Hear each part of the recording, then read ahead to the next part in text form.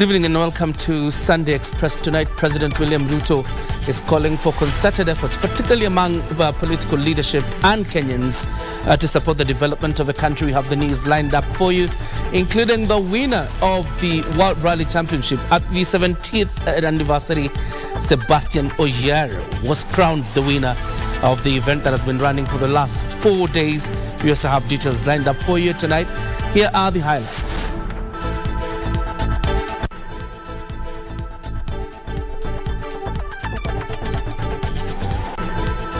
Night of terror. Government beefs up security in Lamu following the killing of 5 people by suspected Al-Shabaab militia. Conquering the terrain. Sebastian Ogier wins WRC Safari Rally Kenya in its 70th anniversary.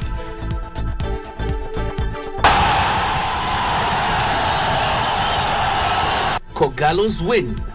Gor Mahia lifts its 20th league title in a closely contested FKF Premier League title. And scaling new heights. Female DJ living with cerebral palsy narrates her journey to fame.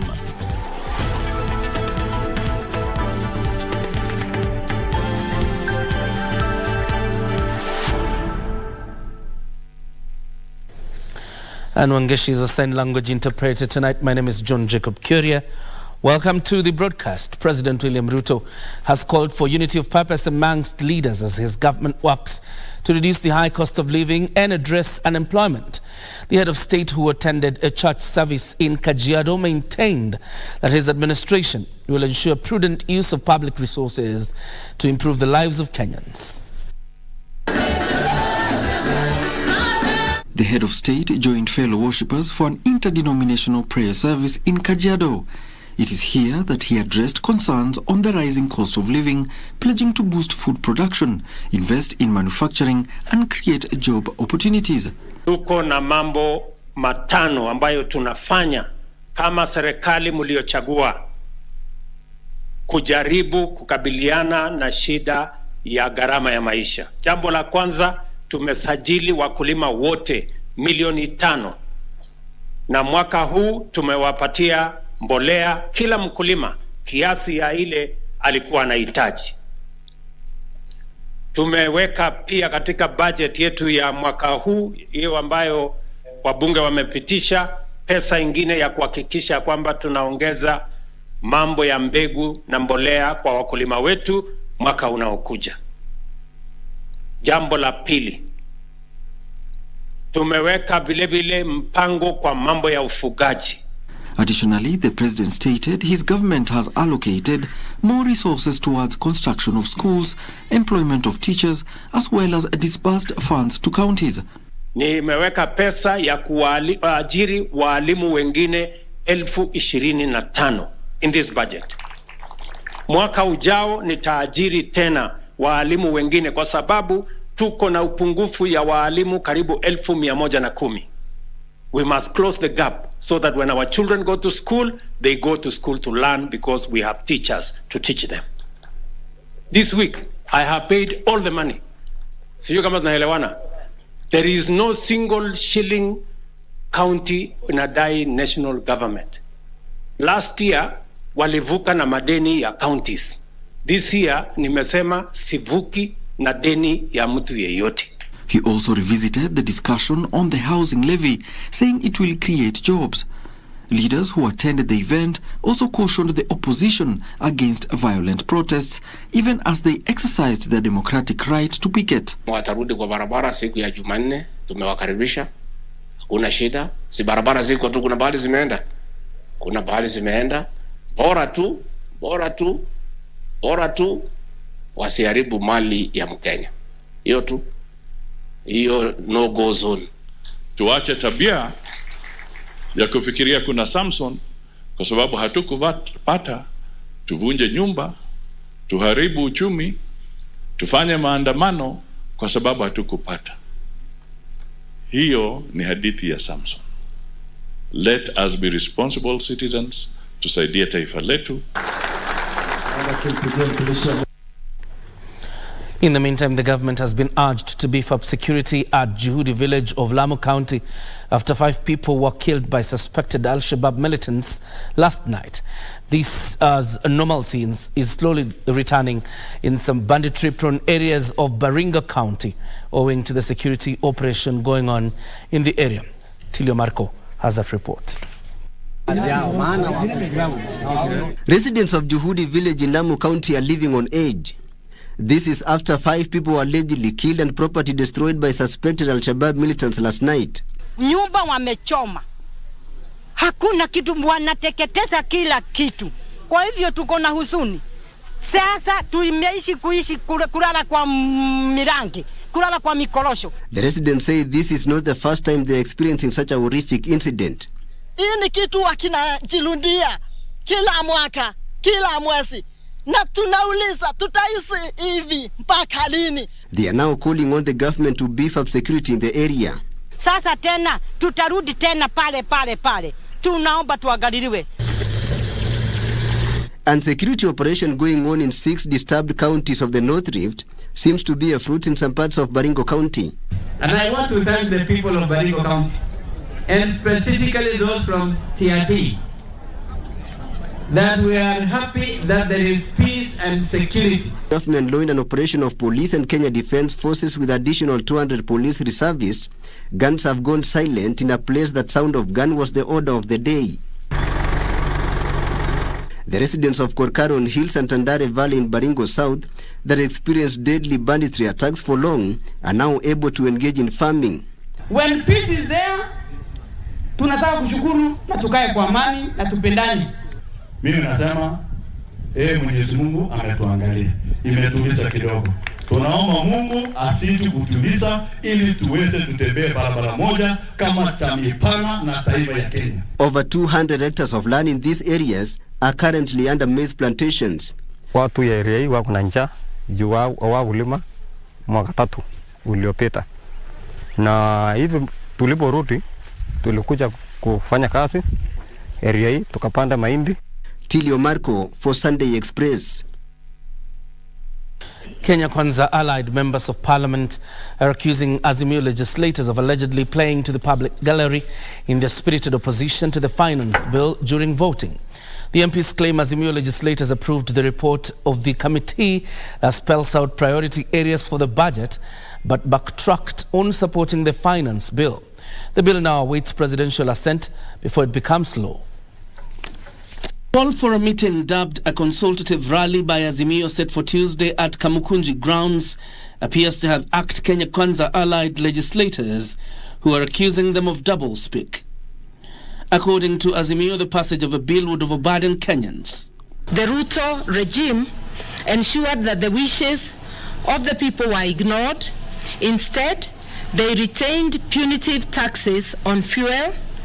However, Kenya Kwanza allied MPs led by Majority Leader Kimani Ichung'wah are pointing an accusing finger at them for allegedly playing to the public gallery by opposing the bill, yet they approved the expenditure of the 3.6 trillion budget. That is why you saw when we came to voting, because they could not lie, hata wale wako Azimio walipigia finance bill kura. Lakini sasa wanataka kurudi kwa siasa wadanganya wa Kenya ati hawakupigia finance bill kura. As a young person, I will not spearhead the passing of a bill that I know is bad for our country. This country is very crucial to me. I'm a father of young children, and I want a good future for them. Hiyo siku hakuna mjumbe out of 349 alitoka bunge. Kwa sababu hiyo committee hiyo report on supply ndio ilikuwa inatupatia what is going to which constituency. Wote waliketi hapo kujua nini inaenda kwao. It is hypocritical for us to sit and pass the estimates and say we will need 3.6 trillion. And then the following day you come and say now the government shall not we shall not pass the bill on how to finance what we said we will do.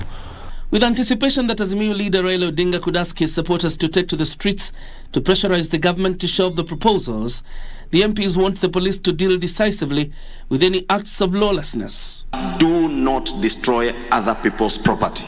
That if you do, I am certain CS Kidura Kindiki and the commandant of GSU and the Inspector General of Police will be waiting for you. Through Public Service Commission, and there is in turn in the government, they'll be paid Kenya shillings 25,000 every month. We will play politics, but the only thing we will not do, we will not play that dirty politics that they are doing. The leaders, while promising to uphold the ideals of a free press, also called on media houses to exercise impartiality in their reporting. If you write what is wrong, we will counter you with system ya fact and do not complain. Sasa wewe ni waziri, umekaa kwa ofisi yako, umenunua gazeti imenunuliwa na pesa ya wafanyakazi, na kwa ile gazeti imeandikwa broken promises. Sasa wewe ukikuwa na opinion, ni nini sasa wewe utafanya mimi na mimi nisikuwe na opinion? The Senate Special Committee investigating the removal from office of Siaya Deputy Governor William Oduol has completed its report and will table it before a Senate special sitting for a determination. The besieged Deputy Governor's fate now lies solely with 47 elected senators, requiring only 24 of them to retain his seat if the William Kisang-led committee upholds his impeachment. But as Abdiaziz Hashim reports, the outcome of the proceedings will set precedents on how to manage future impeachments of deputy governors and their relations with their governors. That session is tomorrow. The price can never be more than 500,000. We withdraw 4 million every 2 to 3 days. For purchase of carpets and tiles turned to be about procuring chairs, presidential desks. After 2 days of intense rebuttal between the County Assembly of Siaya and Deputy Governor William Oduol before the 11-member Senate Special Committee led by Elgeyo Marakwet Senator William Kisang, William Oduol will know his fate on Monday. This is after the Senate committee completed its report that they will table before a Senate special sitting. The scenarios that are likely to play out. If the recommendation vote to reject the impeachment charges, the Senate Speaker shall notify the Speaker of the respective county assembly that further proceedings shall not be taken in respect of the allegations levelled against Oduol. The same charges can, however, be reintroduced before the assembly after 3 months from the day the Senate votes against the impeachment. If Senate upholds the Assembly's impeachment of a deputy governor, this will mean there will be a vacancy in the position. When this happens, the onus will be on the county governor to nominate a new deputy within 14 days. MCAs will then vote on whether to approve or reject the nomination within 60 days. Whatever the outcome, the verdict will set precedents on how to manage future impeachments of deputy governors and their relations with their governors. We've seen governors having an issue with their deputy governors, and even currently we are seeing that. But we've not seen it escalating to a point of impeachment. And in my view, it is not a good thing to propagate political disharmony or office disagreements or office politics to a point of impeachment. According to lawyer Duncan Okach, the embattled DG William Oduol can further seek reprieve at the courts, like many before him who have found themselves in the same predicament. If he's impeached, that particular process, remember, is a quasi-judicial process. They're sitting, they're giving him a chance for fair hearing, and a decision is made by the Senate as a whole house. That decision can be challenged in court. So there can be a stay. And with the clock ticking, all eyes are now on the senators who will be walking a tight political rope as they consider the fate of Siaya's second in command. Abdiaziz Hashim for Sunday Express. The Senate ad hoc committee probing the Shakahola tragedy came face to face with the families of victims lured into the cult during a fact-finding mission in Vihiga County. The families narrated to the committee how they were victims of stigma and ridicule from the community. At the same time, they called for financial support to bury their kin, travel to Shakahola for DNA testing and identification of the bodies. Vihiga Senator Godfrey Osotsi faulted security agencies for failing to stop the tragedy and save lives. Area Governor Dr. Wilbur Tichilo said the county had suffered greatly as most of the victims hailed from Vihiga. He called for a lasting solution to avert incidents of religious indoctrination with devastating results. Ujue ni vizuri kikwetu hapa, ukipata msiba ama mtu wako akifa, inachukua tu muda mfupi, anatengenezewa ibada yake na mnazika. Sasa unapitana na mtu na anakuambia wewe unasikia tu Shakahola. Sasa unashindwa, sasa huyu anasema nini? Huyu Mackenzie anaweza aje kuwa na hii shughuli ambayo amekuwa nayo, anaweka watu kwa njaa, anawafanya mpaka wanakufa, anawazika pale, na watu walizikwa wengi, na vyombo vya serikali havielewi nini inaendelea. For us to take our first breather on Sunday Express Badongo Tufa, we're coming back with more news including sports with Karen Kibet.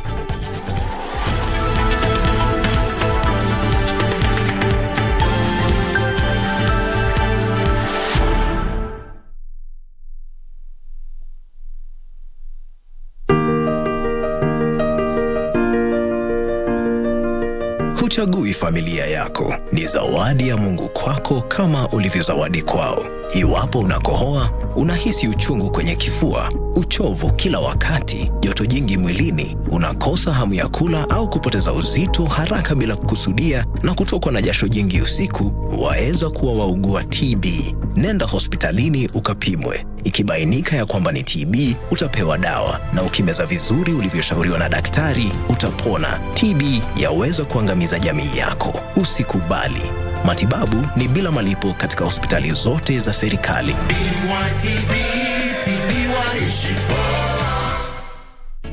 Cheza Loto Moto 1,100.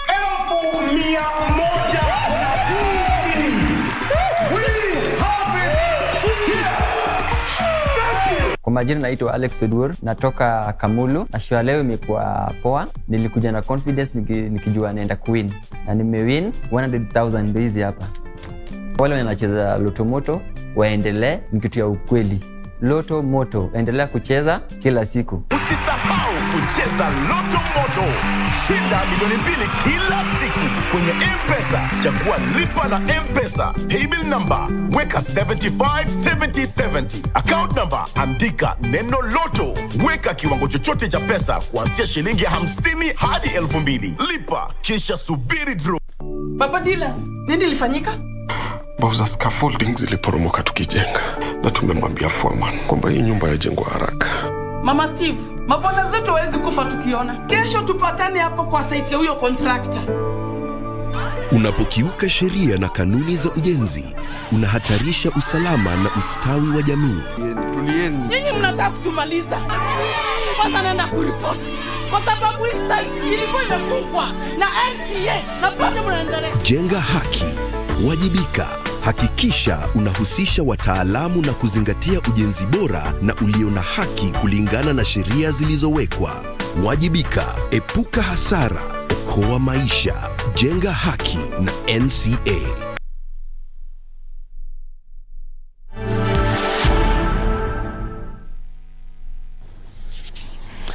Welcome back. You're watching the Sunday Express. Now, the World Vitiligo Day was marked with rising calls for the government to subsidize the cost of medication for persons living with the condition. Persons living with vitiligo are also decried the continued discrimination that denies them equal opportunities.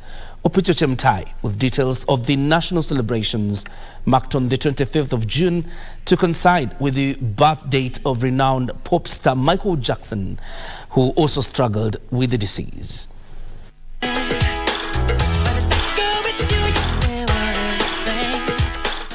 The late pop icon Michael Jackson, who suffered from vitiligo, used his music to raise awareness on the condition at a time when stigma was high and little known on vitiligo.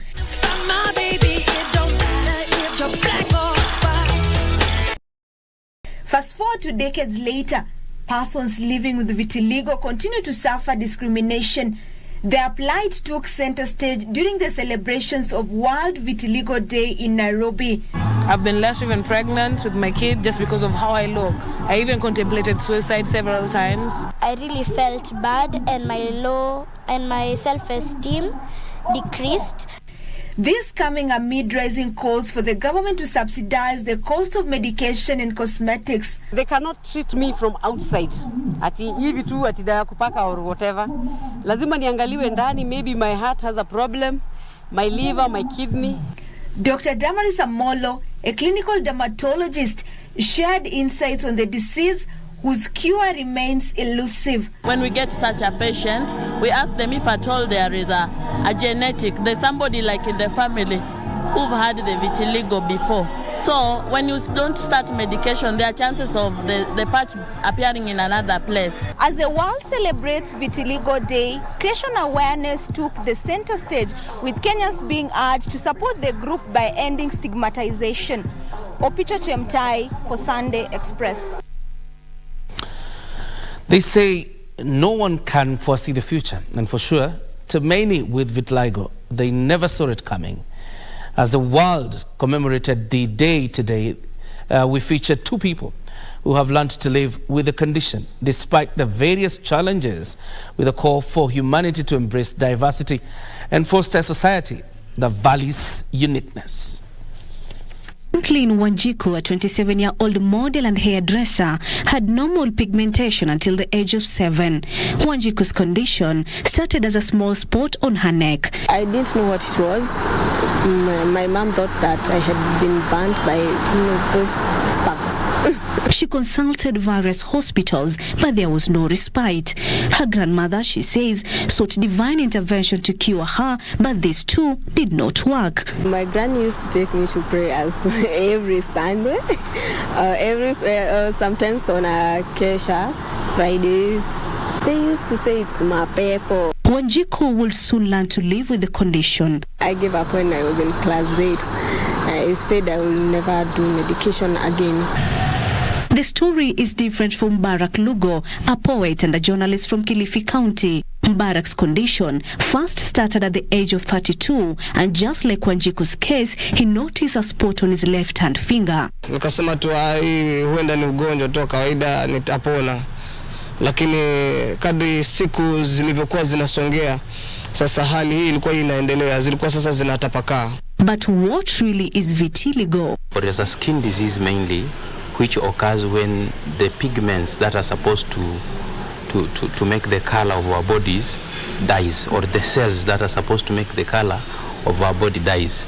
So then it leaves now the areas with patches. Jacqueline says the support of her family made dealing with vitiligo easier. My mom never made me feel like I'm different. My teachers were good.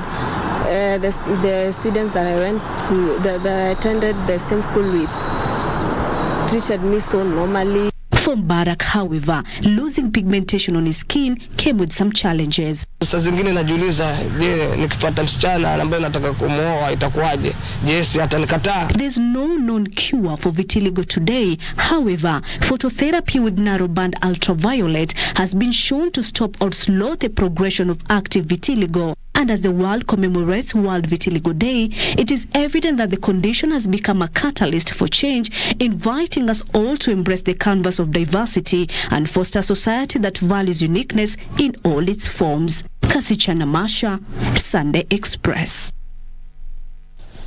Indeed, much needs to be done to sensitize the society on the need to embrace uniqueness. In a society where physical limitations are often perceived as invincible obstacles, there are remarkable people who defy these limitations and stereotypes, smashing through the barriers to pursue their passion. Such is the story of Winfred Wanjiku, who is living with cerebral palsy. Her indomitable spirit has propelled her into the realm of DJing, where she is spinning her own tale of inspiration Our reporter John Kahero shares her story. In the outskirts of Nairobi City, we meet Winfred Wanjiku, a vibrant and talented DJ. Beneath her radiant smile lies a story of determination and resilience. Born in Kirinyaga County in a family of 4, the 29 years old would realize that she was the only child in the family with cerebral palsy disorder.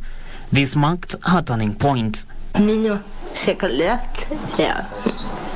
Niño Nicola se fue a venir a la colonia. Cerebral palsy is a neurological disorder that affects muscle coordination and control. It will paralyze her hands occasionally. However, this was not enough to shatter her dreams, as her legs would step in to assist her accomplish her dreams.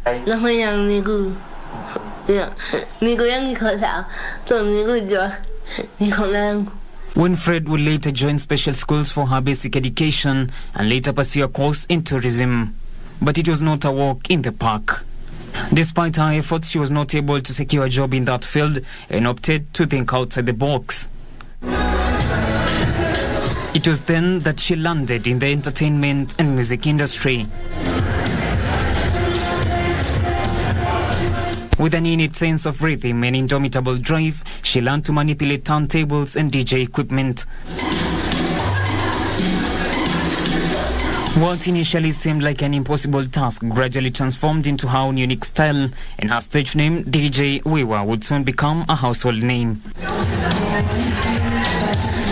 DJ Wiwa's rise as a DJ with cerebral palsy has become nothing short of remarkable. She faced skepticism and doubt, but she never let the doubting Thomas's voices drown her ambition. Like the 2 gigs. Yeah, you know, challenge cooking, nikianzia. Yeah, wako mezoea. Waikono lankasi, waikono kami jokes. Limited finances is also another challenge she has had to deal with.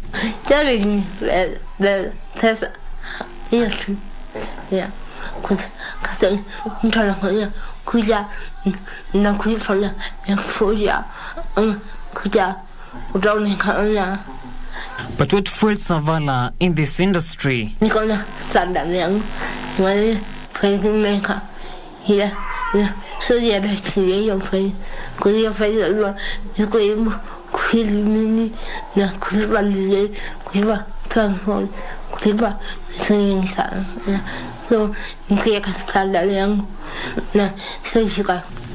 today, DJ Wiwa is not just a name, it's a movement. She has performed at local and international stages, using her platform to spread joy and empowerment.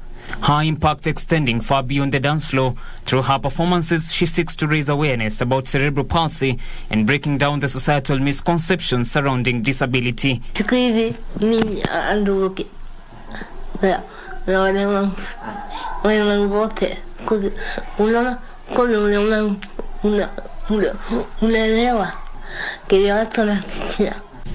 with each rhythm, she conveys her journey of resilience and the triumph of the human spirit, inspiring her audiences to embrace their own challenges with a newfound sense of courage and determination. He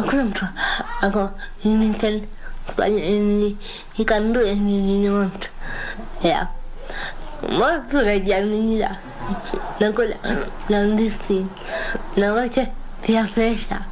DJ Wiwa has a dream that she says her physical limitations will not be a barrier as she journeys to success.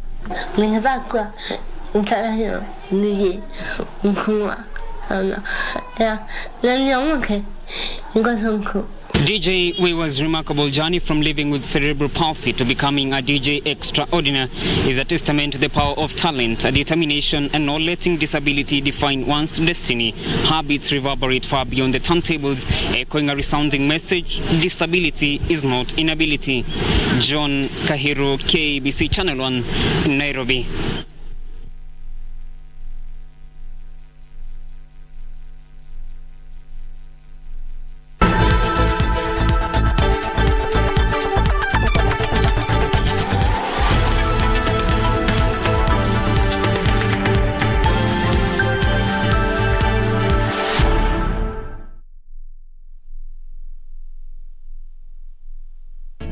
Cheza Loto Moto 1100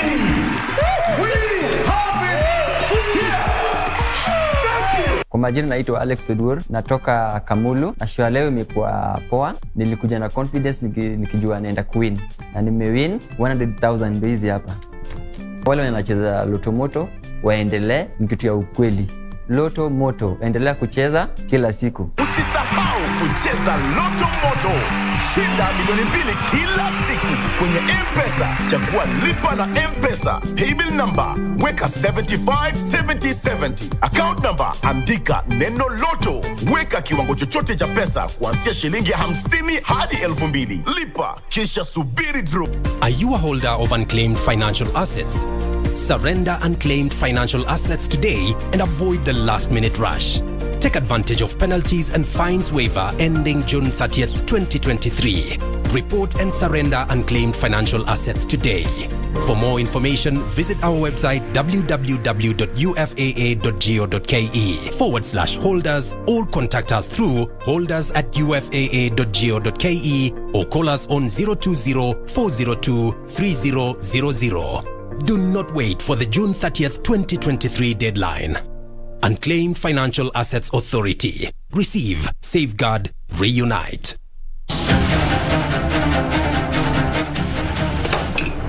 야, 너 내 말이 개뼈다구로 들리냐? 예, 씨발! 경찰아, 범인 조사 빨리 내가 이거 막을 테니까. 여기를 어떻게 혼자 커버해? 지금 하고 있잖아, 임마! 직전입니다. 아무튼 전부 때려잡을 기세입니다. 대비를 하시는 게 좋을 것 같습니다. 아유, 진짜 일맛같이 돌아가네. 야, 정용아. 예, 사장님. 야문 놈들 데리고 가서 신부 험하게 나오면 바로 뭉개버려, 알았어? 예, 사장님.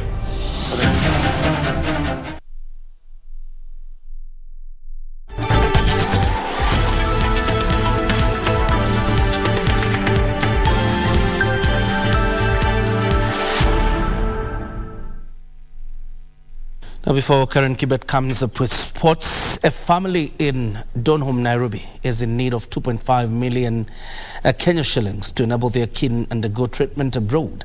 Fatma Mohammed, who suffers from a head condition, is required to travel to India for surgery.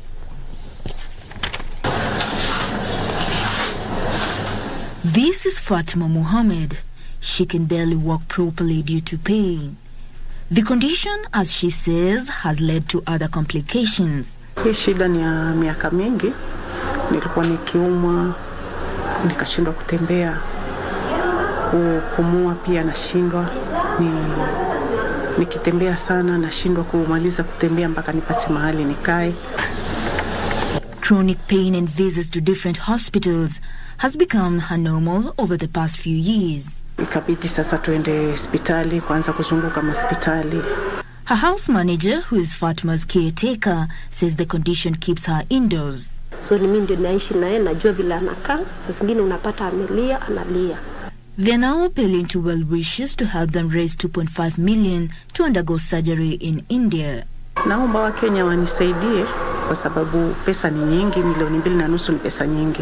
Tungeomba Wakenya mahali popote mko tumsaidie. Ikiwa ni shilingi 10, shilingi 5 itasaidia mahali. To be able to help Fatma Mohammed, you can channel your contribution on M-Pesa paybill number 522533. Account number 7628996. Business name Fatma. Or you can reach her directly on 0700 563913. Pauline Nasimiu for Sunday Express.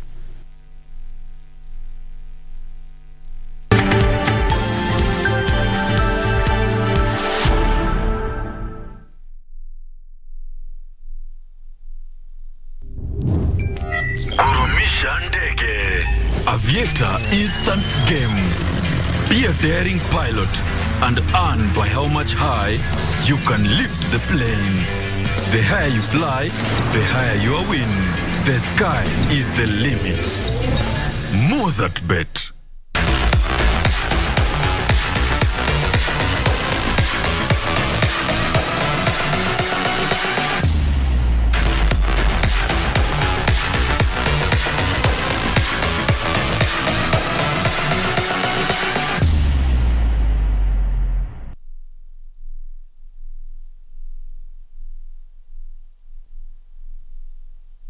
Mkulima, wacha wasiwasi. Nyunyuzia mimea yako maji kwa njia rahisi na ya kisasa ya Elgon Magna Drip Irrigation Line. Kila mmea unapata maji ya kutosha kwa utaratibu. Elgon Magna Drip Irrigation Line, njia rahisi ya kunyunyizia mimea na inapatikana kwa bei nafuu. Elgon Kenya, transforming farms and lives through technology.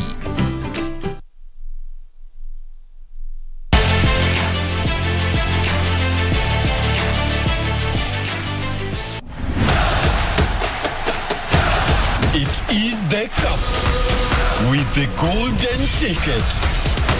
Mozart Bet Cup, 2 million shillings.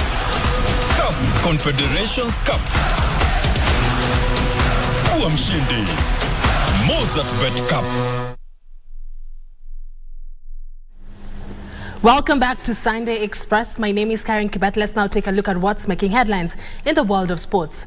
Sebastian Ogier defied teammate Kale Rovanpera's charge to recuperate the WRC Safari Rally title after finishing first during the 3-day rally held in Naivasha. Kenya's Carl Flash Tundo achieved his top 3 target after coming home third in WRC2 category, as Macrae Kimathi also sealed third place in WRC3. Our KBC crew in Naivasha brings the curtains down with this reports.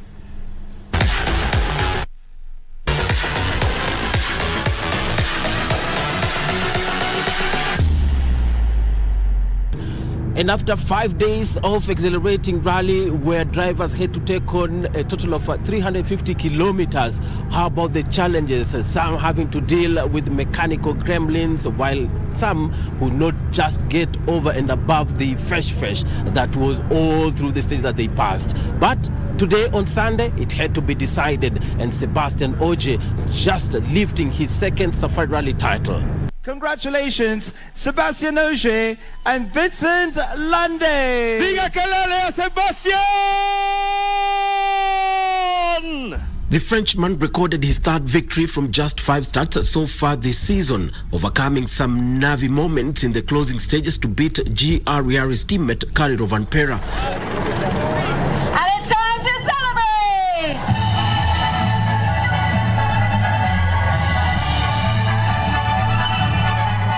The issue this morning with the tailgate, and this afternoon the biggest issue was the fesh and overheating the engine, and that was very close to be game over for us. So close to the end. It was like, again, big fight to make it through, and yeah, I'm glad we made it, and I think we deserved that one. Yeah, it was a really difficult afternoon loop, especially the middle one was really rutted, a lot of fesh, so definitely a proper safari style stage. All our cars were full of sand and stuff, so overheating issues and no power and stuff, so really difficult loop. Alfin Evans rounded off the podium, while Takamoto Kasuta completed the Toyota clean sweep in 4th overall. And it has been a very tough weekend, but we finished because of the mechanics that did a great job, so thank you for them. And unfortunately, like many things happened this week, so in the future I try to manage more even smoother, and yeah, let's see. Well, I don't feel that happy at the end of the rally. I mean, I'm really happy for the team with this great result. From a personal level, of course we got through the rally, we were still on the podium, so things could of course be a lot worse, but it's still hard to be perfectly satisfied. Ogier, who opted to do select WRC legs this season, headed into the final stage on Sunday, holding a slim 16 seconds lead over Rovanpera, who had sliced his leadership after the Frenchman experienced challenges in Elementate on Saturday. Yeah, a good stage for sure. Without the wings and the high speed, it was not easy, but all good. Ogier's Yaris was sent on a wide right-hand bend by the fresh at the second special stage, which threatened his progress in the rally, but the Frenchman fought hard to win the stage. The Gazoo team of Ogier, Rovanpera, Evans and Kasuta completed the penultimate stage with dust-induced overheating engines as the 8-time world champion romped to finish with a cracked windscreen. Unbelievable. Look at that. Even on the power stage, I got a stone on the windscreen. I think I had a lot of issue to face this weekend, but it could have been a much more comfortable race for us in terms of pace. We had a really good pace, but a lot of misfortune, but I'm happy that we bring it home. Can we have a big round of applause for the one and only Carl Flash Tundo, finishing third. Meanwhile, Kenya's Carl Flash Tundo reached his podium finish target after coming home third in the WRC2 category. Ladies and gentlemen, it is Carl Tundo and Tim Jessup. Kayetan Kayetulowicz of Poland won the class as Martin Prokop was ranked third. No, the first section was good, a bit slippy in the beginning. Second one was good as well, and the third one turned into, it was fun actually, it was good fun. There were just suddenly stretches of mud holes and slippy, and then it turned dry again, and then it turned slippy, but it was, again, clean run, so let's just keep that. Tundo was the best placed Kenyan overall in 13th place, while Singh Vohra, Akif Virani, Makri Kimathi and Minesh Rathod were ranked in 17th, 19th, 20th and 22nd positions respectively. Dozens of drivers faced the wrath of the punishing safari, with some being forced to retire, including Kenya's Karan Patel, Jeremy Wahome and Infants Nzioka with mechanical gremlins. A total of 34 cars were entered in this year's Safari Rally, which covered a total of 350 kilometers. The rally was the 7th round of the 13-legged WRC circuit, with the next round set for Estonia next month. Hundreds of rally fans experienced the exhilarating 70th edition of the World Rally Championship Safari Rally, which culminated Sunday at Wildlife Research and Training Institute in Naivasha. I'm here for rally. This is actually my first time because I've been seeing rally on the TV so many times, and I've been telling my parents that they should bring me one time. And this was a very good opportunity because rally is very exciting and it's entertaining, and we are very thankful to have it in Kenya. Napendanga one day ni kwa driver wa hizo magari. So like nataka kuona ya kwanza ikipita, sijaiona but nataka kuona ya kwanza ikipita. Napenda hiyo adrenaline, speed and everything imenibamba. Nostalgia rang through the ears of some of the fans, with this year's rally reminding them of how the sport rubbed on them. My father is also a rally fan. He used to give us a story about Colin McRae and so on. So rally is in our blood. Formerly the East Africa Safari Rally, it did traverse Uganda, Tanzania and Kenya with over 6,000 kilometers, offering true test to drivers' tenacity. Tunafurahia kabisa hii event, tunafurahia kabisa na tunataka tena miaka ijayo. Tukimaliza hii 5 years, miaka ijayo tupelekewe paka hata zifike paka Western kama zamani. And just apart from the drivers and all the challenges that they were facing on the road, making sure that they come to the stages of the first ones. Also, on the other side of the action, they were the fans who really did paint and give this Safari Rally the caliber and the excitement that it did carry out throughout the 5 days. We hand you over to Dan Mwendwa to get us through the entertaining and interesting parts of the Safari Rally 2023. Thank you so much, Bernard Okumu, for that update. And of course, I'm taking you through poems and colors. These are the best, the worst moments experienced by fans in this year's edition of the WRC Safari Rally, as Kenya is celebrating 70 years of rallying. Have a look.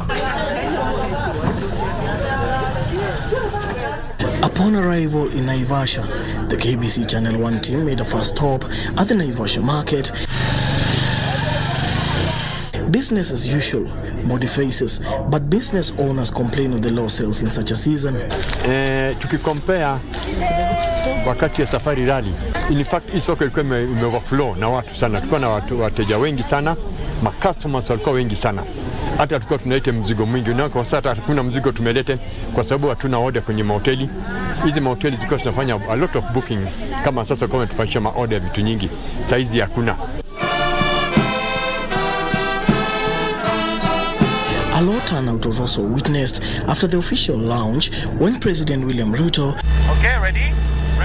took a ride around Loldia to announce its all systems go ahead of the annual event. I mean, the sheer speed, you can hardly see the road, you can hardly see the bend, and these guys are really professional, and it's a life-changing adventure. If you ask me whether I want to do this again, I'm not sure. Later that evening, Kendong was reading from the same script. Just a handful of spectators in the vicinity. I've never watched Safari Rally.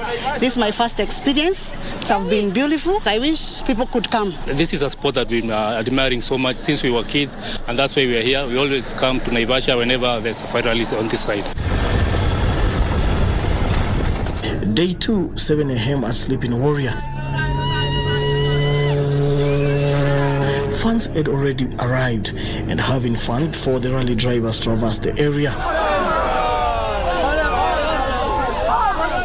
Businesses already set up and operating as usual, but not to forget some noise of support to the cars racing. I'm loving it. There are many customers. I'm a bit overwhelmed, but I'm working to it like a compliment, like it's game. I'll say we are well. Last year wakati kama huu biashara ilikuwa imenoga, lakini kwa sababu ya vile uchumi iko chini imekuwa affected kidogo. Large turnout of Uganda and Rwandese fans were caught by our Channel 1 crew, also challenging the leaders to make an appeal to host the global showpiece. It was together East Africa, Uganda, Kenya and Tanzania. By this time, it is only in Kenya. We also need this event to come back to our Uganda and Tanzania so that we join and have the same thing. Tunashukuru sana KBC kwa kuleta kitu live. Na wanaendelea vizuri kwa sababu tunapenda, tunaona kila kitu iko sawa, kila kitu wao wanatuletea kitu live, tunaona kila pale tukiwa Arusha tunaangalia hii channel KBC.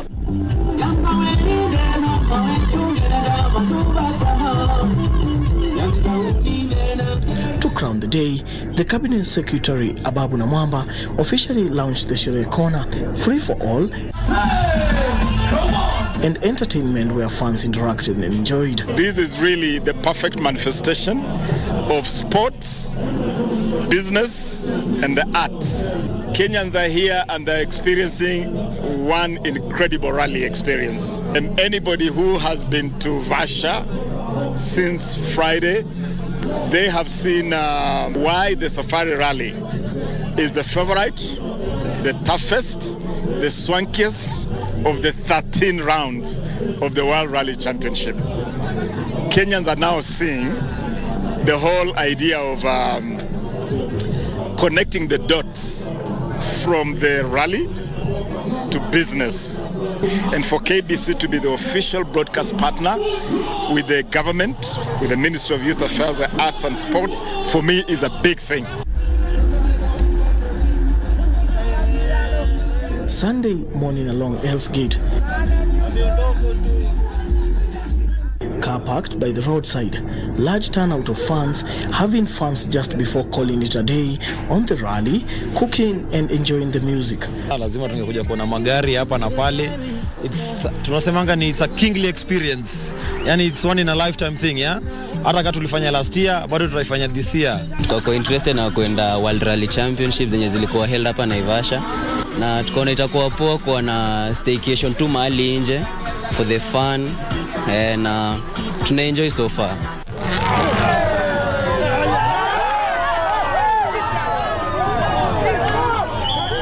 We can summarize it all that the third edition of the WRC Safari Rally Kenya, since being reinstated into the WRC calendar, was exciting, fanfare galore, and a good performance from local drivers who continue to make their presence felt, even among the best of the best in the sport.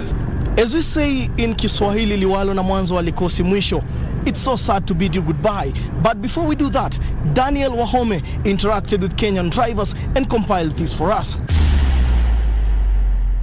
Thank you very much, Dan Mwendwa, for that story on the pomp and color that was happening here in Naivasha throughout the Safari Rally. And also remember that this event had a subsidiary class. It is a Kenya National Rally Championship. 11 cars that would not meet the standards, which are very stringent and required by the FIA to compete with the priority 1, 2, and 3 cars. So we had 11 cars, including Kenya National Rally Championship leader Jasit Chate, who won that event. And we also had the 4 lady teams, mother and daughter, Tinash Gatimo and Caroline Gatimo. We had Jennifer Malik and Koi, who were in another car. We also had Tash Tundo and Shalta Young, and also we had the team of Pauline Shegu and Lynette Ayuko. What's a big story here? They were all sponsored by KBC. They were kitted. The fire suits that they had came courtesy of the Kenya Broadcasting Corporation. And here is the story of that class. President William Ruto today thanked everyone who played a role in ensuring that the WRC Safari Rally 2023 was successful. To all the organizers, the sponsors, of course the rally drivers and their teams, and to everybody who made this event a success, congratulations very much on behalf of the government of Kenya, to congratulate everybody who played a role in making sure that this comes to a successful conclusion. Rally. It is Sebastian Ogier. The head of state was speaking at the Wildlife Research and Training Institute when he presided over the prize-giving ceremony of this year's event. Kenya is a great sporting nation. We stand out in many sports, in athletics especially. And it is because Kenya is the cradle of humankind. This is where the original human beings come from.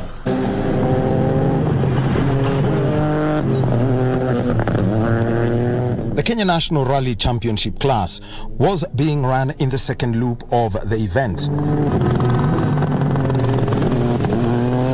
This was taking place when you see, for example, on Saturday when we had Malewa 2 and all the other stages, and the drivers had to suffer through the stages that had been destroyed by the WRC 1 cars and also those in Priority 2 and Priority 3 classes.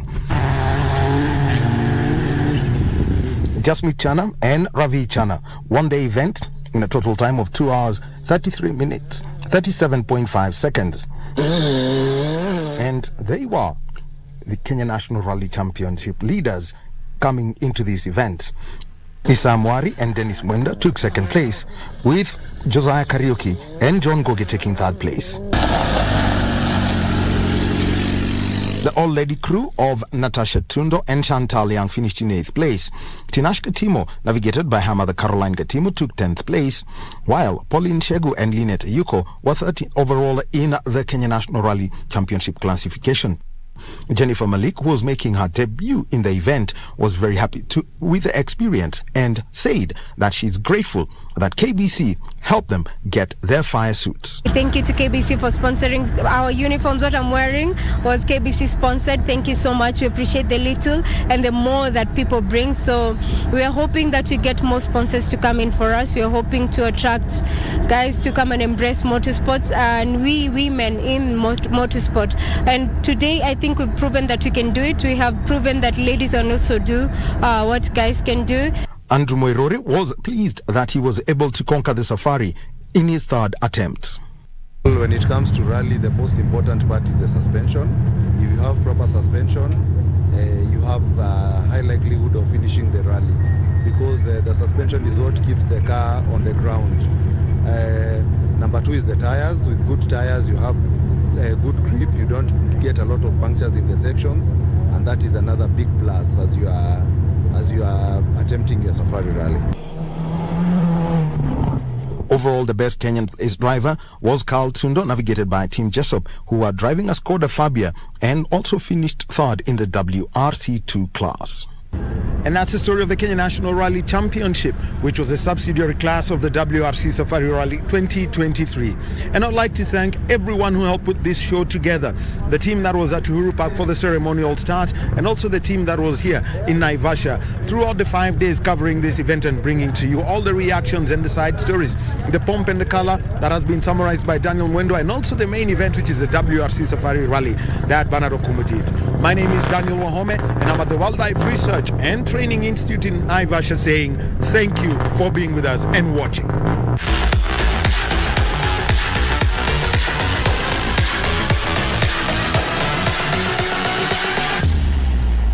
Thank you to our amazing team for that special report. Moving on, Giants Gor Mahia have reclaimed the FKF Premier League title after coming from a goal down to beat Nairobi City Stars 4-1 at the Kasarani Stadium in the final game of the 2022-2023 season. Tusker FC, who were the other title contenders, thrashed Vihiga Bullets 4-0, but it was all in vain as Gor Mahia ended the season 1 point above the Brewers. Gor Mahia are the new champions of Kenya's top flight football. Gor Mahia, who came into the match 1 point above title contenders Tusker FC, had come from a goal down to beat City Stars 4-1 and claim the title they had lost to Tusker last season. After a goalless first half, Samuel Kapen silenced the Kasarani crowd when he put City Stars in the lead in the 49th minute. But the Royals were up again 3 minutes later when Benson Omalo leveled for Kogalo.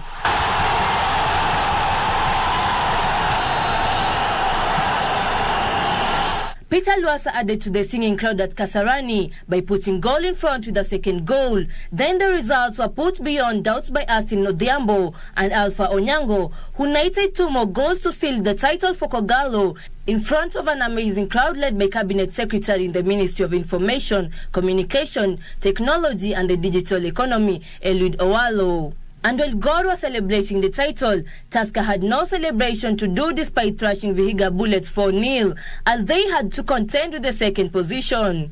Kakamega Homeboys drew 1-1 with Bidco. AFC Leopards defeated Kariobangi Sharks 1-0. Kenya Police and KCB played to a 2-all draw. Pusta Rangers lost 2-1 to Bandari. Sofapaka and Zoia ended the season on a goalless draw. Ulinzi Stars defeated Talanta 2-0, while Wazito lost 1-0 to Mathare United.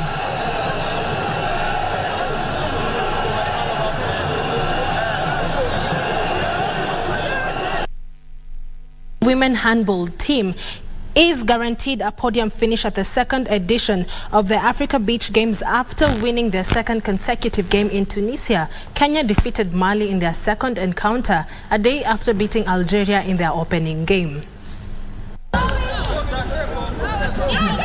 The thrilling straight sets dismissal of Mali has positioned the Kenyan ladies team as a strong contender for a medal in the 5-team round-robin Africa Beach Games tournament.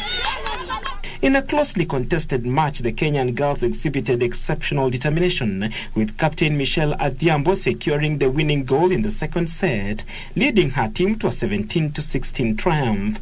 They had earlier dominated the first set, emerging victorious with a score of 12-4.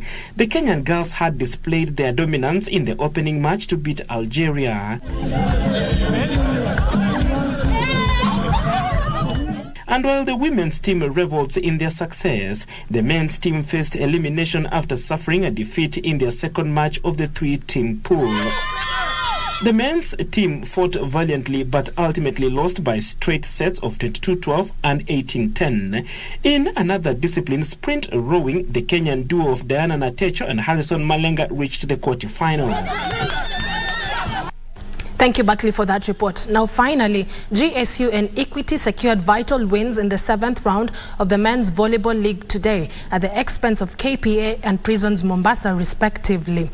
GSU defeated KPA 3-1, while Equity had a straight set win over Prisons Mombasa in a game that looked destined for 5-set thriller between GSU and KPA. It was the losers KPA who got off to the best start, taking the first set 23-25. But the wave turned in favor of GSU as they secured the 3 following sets, 25-23, 25-20 and 31-29, to win the match. Equity had an easy time in the encounter against Prisons Mombasa, winning in straight sets of 25-19, 25-20 and 25-21. Sports stories we had for you tonight. My name is Karen Kibet. Have yourself a peaceful night and a lovely week ahead. Right after this short break, my colleague John Jacob Kioria will be back with more. Don't go too far.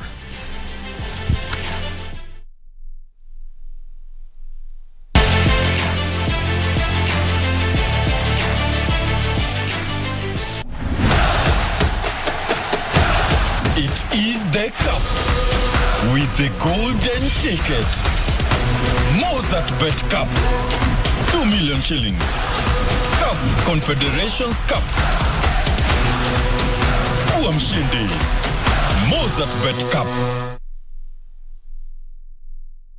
All right, that's it for now. We need to put a cap on Sunday Express, but I really need to thank the sports team for a fantastic job done over the entire weekend, the analysis in studio and indeed the coverage in Naivasha.